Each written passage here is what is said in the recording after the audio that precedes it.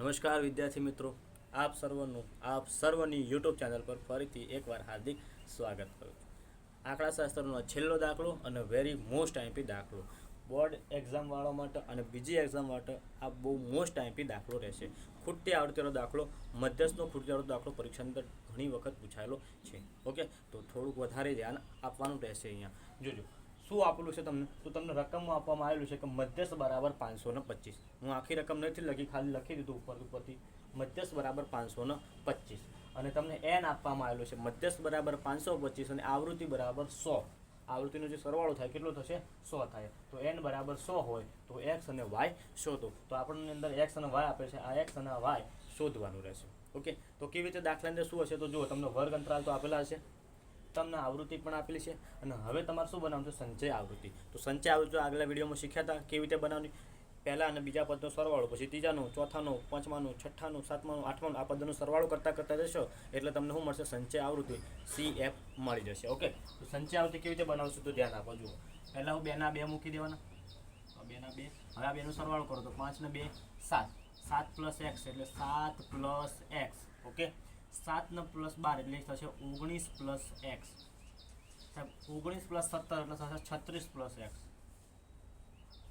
36 plus 20 એટલે થશે 56 plus x.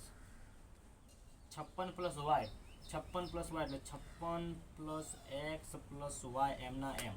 Okay, 56 plus x plus y plus 9. 56માં 9 ઉમેર નાખો, 56માં પહેલાં 4 ઉમેર નાખો, 56માં 4 ઉમેર નાખો એટલે 60 ને 65. 65 પ્લસ એક્સ પ્લસ વાય.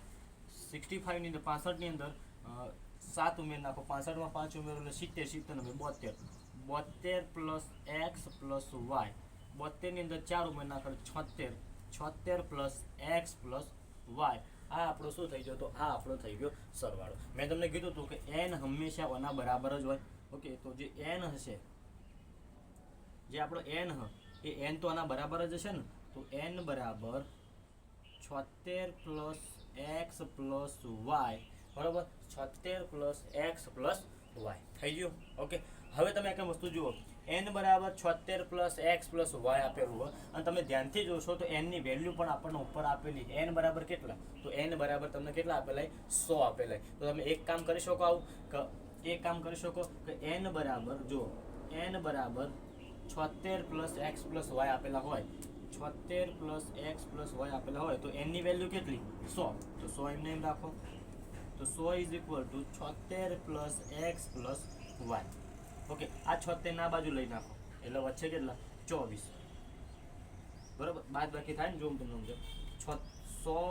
76 ના બાજુ લો એટલે -76 થઈ જાય, બરાબર એક્સ પ્લસ વાય થઈ જાય. 100 માંથી 76 થાય એટલે કેટલા વચ્ચે? 24. 24 બરાબર એક્સ પ્લસ વાય. તો એક્સ પ્લસ વાયની વેલ્યુ એટલે કે આ એક્સ અને વાયનો સરવાળો કેટલો થાય? 24 થાય છે. ઓકે, હવે આપણે શું કરશું જોજો. ઓકે, થઈ ગયું આટલું વસ્તુ. હવે જો, હવે આપણે જેની જરૂર છે, આપણું સૂત્ર એમ ઇઝ ઇક્વલ ટુ, આપણું સૂત્ર આવું હોય, M is equal to L plus કૌંસમાં એન માઇનસ એન ભાગ્યા 2 માઇનસ CF ભાગ્યા એફ ઇન્ટુ એચ. આવું આપણું એક સૂત્ર થઈ ગયું. ઓકે, હવે ધ્યાનથી જુઓ, n/2. ઓકે, અને આપણને ઓલરેડી મધ્યસ્થ એટલે કે એમ બરાબર આપણને ઓલરેડી આપેલા છે. અહીંયા આપણે બધી વસ્તુ જોઈ લે કે આપણને શું શું આપેલું. જો એમ બરાબર આપણને આપેલા 525. જો એમ બરાબર 525, મધ્યસ્થ 525 આપેલો હોય તો એનો અર્થ થાય કે મધ્યસ્થ એ 500 ની અરાઉન્ડ 500 ની 600 ની વચ્ચે હોવો જોઈએ. એટલી જ વસ્તુ થાય ને. એમ 525 હોય તો મધ્યસ્થ તો 525 કોના વચ્ચે હોય? તો 525 એ 500 અને 600 ની વચ્ચે જ હોય. ઓકે, તો આ જ તમારું શું થઈ ગયું? આ તમારું મધ્યસ્થ. આખી તમારી લાઈન બનાવીને આપણને, આપણે જેવું પહેલાં દાખલામાં બનાવતા હતા એવી રીતે આપણી લાઈન એક લાઈન બનાવી દેવાની. થઈ ગયું. એમ બરાબર 525 અને 525 કોના વચ્ચે આવે? 500 અને 600 ની વચ્ચે આવે ને. ઓકે, તો હવે શું થાય તો ધ્યાન આપો. આ જે હોય એને આપણે શું કહેતા હતા? તો આને કહેતા હતા આપણે એફ. અને જે આ જે હતું એને આપણે કહેતા હતા એલ. અને એની ઉપર જે આવતું હતું એ આપણું આવતું હતું CF. આ આપણું શું થઈ જશે? CF. તો આપણને બધી વસ્તુઓ મળી જાય. એલ બરાબર કેટલા મળે? એલ બરાબર મળી જાય 500. એમ બરાબર તો હતા જ. એફ બરાબર મળી ગયા આપણને 20. અને આપણને CF સંચય આવૃત્તિ બરાબર મળી ગયા આપણને કેટલા હતા? 36 પ્લસ એક્સ. ઓકે, અને એચ એટલે વર્ગ અંતરાલ, તો h એટલે વર્ગ અંતરાલ, બંને વચ્ચેનો ગેપ કેટલાનો, તો સાહેબ ગેપ કેટલાનો છે 100 નો છે.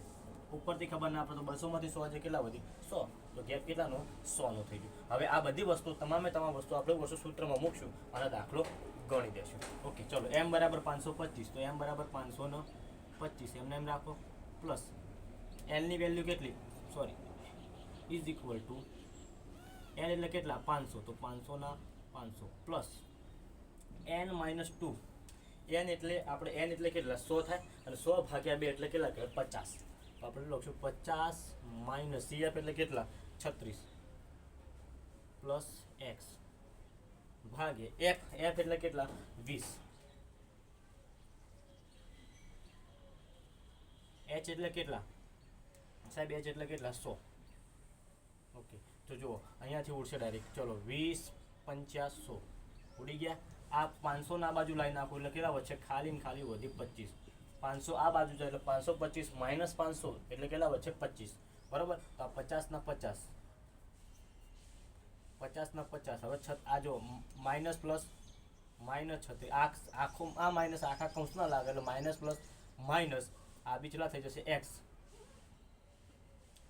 અને બાજુમાં કોણ વચ્ચે ખાલી ને ખાલી 5. ઓકે એક કામ કરો, આ ગુણાકારમાં પેલું બાજુ જતું થઈ જાય ભાગાકારમાં, તો પાય આ ભાગાકારમાં લઈ લો, પાય બાય 5 ભાગ્યા 5 બરાબર 50 માઇનસ 36 માઇનસ x, પાય 25 એટલે કેટલા થઈ જશે 5, તો 50 માઇનસ 36, 50 માઇનસ 36 કરો, 10 માંથી 6 જાય એટલે 4 અને 5 4 માંથી 3 જાય એટલે 1 માઇનસ x, આ 14 ના બાજુ લઈ જાઉં તો 5 માઇનસ 14 બરાબર માઇનસ x, 5 માંથી 14 જાય તો કેટલા વધે, ઓકે તો વચ્ચે સાહેબ 9, કેટલા વધે 9, પણ કેવાનું માઇનસ 9, તો માઇનસ x બરાબર માઇનસ 9, બંને બાજુથી માઇનસ ઉડી જાય તો વચ્ચે x બરાબર કેટલા મળશે, ખાલી ને ખાલી આપણને x બરાબર મળશે 9, તો x ની વેલ્યુ આપણને કેટલી મળી 9 મળી, આપણને x મળી ગયો ને. હવે આપણે ગોતવાનું શું છે y, જો x બરાબર 9 હોય તો y બરાબર કેટલા હોય, તો આપણું સર આપણા જોડે આ સૂત્ર આપણા જોડે આવું હોય કે x પ્લસ y બરાબર 24,